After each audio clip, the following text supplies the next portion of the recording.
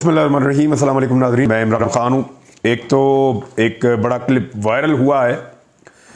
दो क्लिप में एक्चुअली जो वायरल हुए हैं, दोनों में आपके सामने उनकी तफसीलात रख देता हूँ। नंबर एक तो एक साबिक आर्मी सीनियर ऑफिशियल हैं हैदर मेहदी, उनका एक इंटरव्यू है।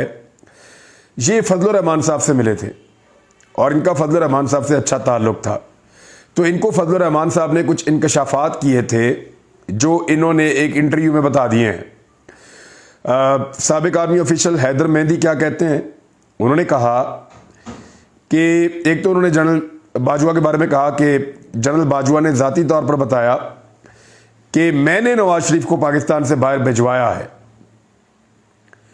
यानी मैं पहले ये कहता रहा हूं कि एस्टेब्लिशमेंट चाहती थी या नवाज शरीफ डील करके गए 2019 में बाहर, लेकिन कोई मानता नहीं था। अब गवाहियां सामने आ रही हैं। साबिक आर्मी ऑफिशियल हैदर मेहदी कह रहे हैं कि जनरल बाजवा ने ज़ाती तौर पर बताया कि मैंने नवाज शरीफ को बाहर भिजवाया है। उस क्लिप के अंदर ये मौजूद है।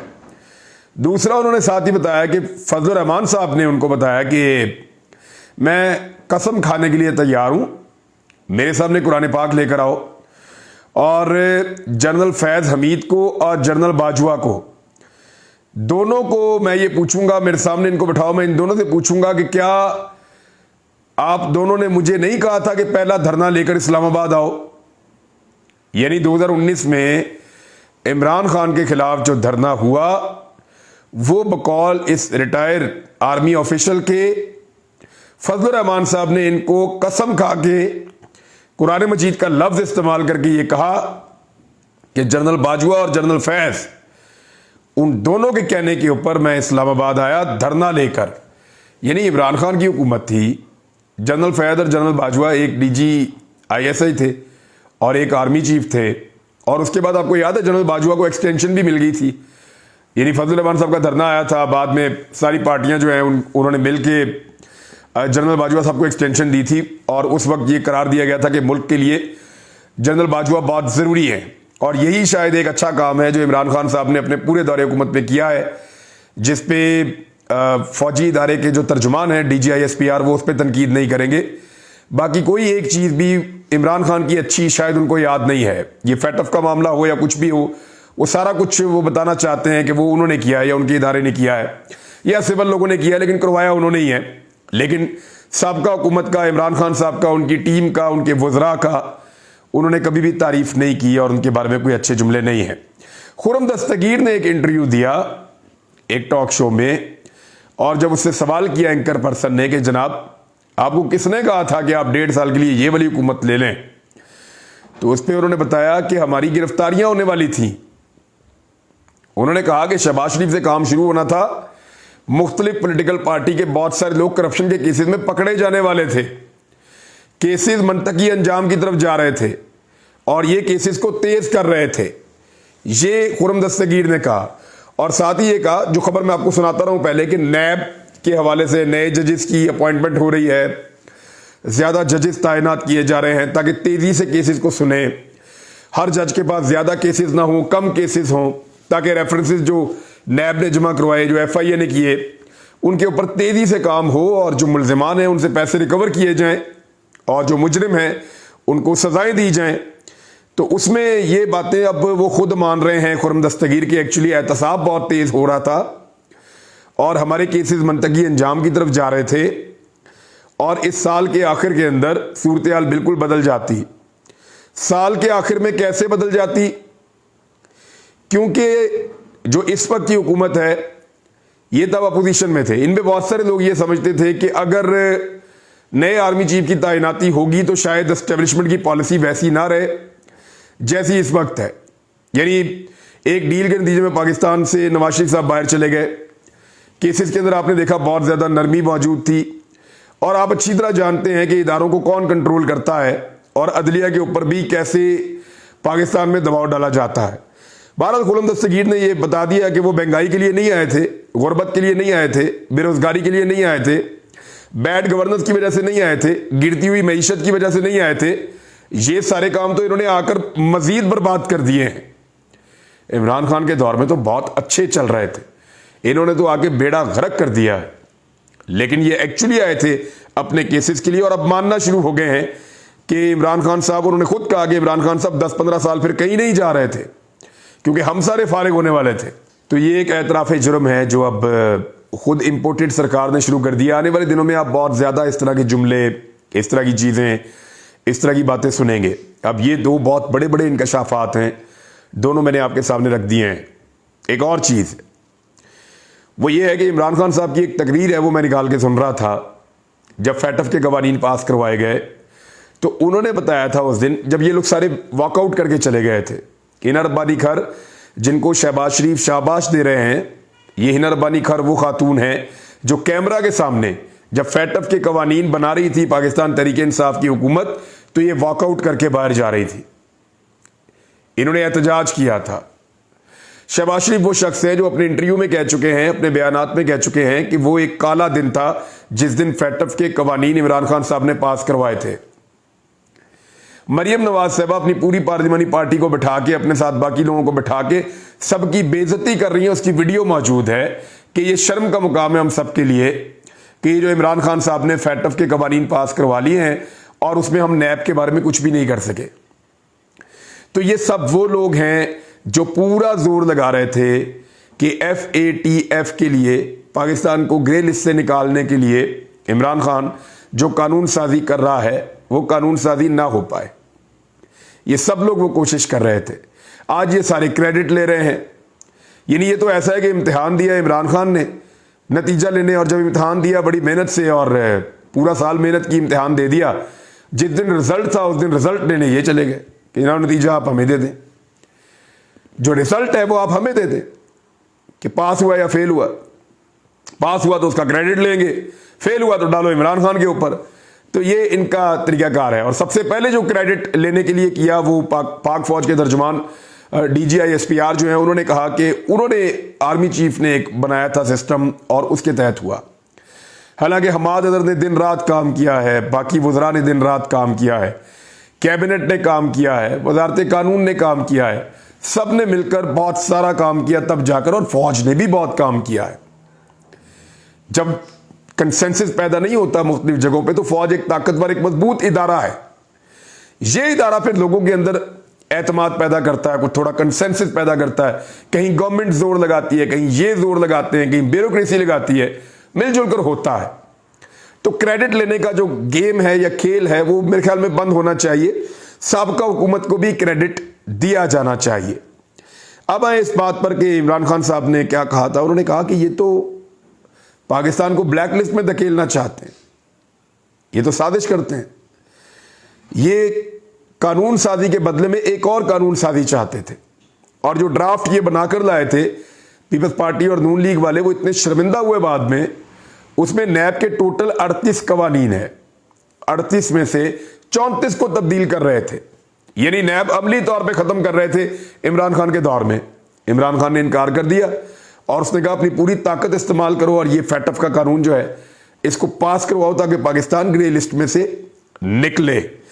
अभी पहली दफा ऐसा हो रहा है कि अमेरिकी सफीर जो है डोनाल्ड ब्लूम, उससे मुलाकात करने के लिए पहुंचे दो लोग, मुशीर खजाना मिफ्ता इस्माइल और वजीर मुमलिकत बराए खजाना आयशा गौस पाशा। ये दो लोग गए और इन दो लोगों ने जाकर अमेरिकी सफीर से मुलाकात की और उनसे दरख्वास्त की कि मदद करें माई बाप, हमें किसी तरह निकालें, IMF से कहें कि हमें हमारी डील दे दे, या IMF से हमारी डील फाइनल करवा दें। IMF हमारी शराइत के ऊपर नहीं आ रहा और हम IMF से डील करने के काबिल नहीं हैं, हम इतने नालायक हैं, नकम्मे, हम कर नहीं पा रहे, आप मेहरबानी कर दें।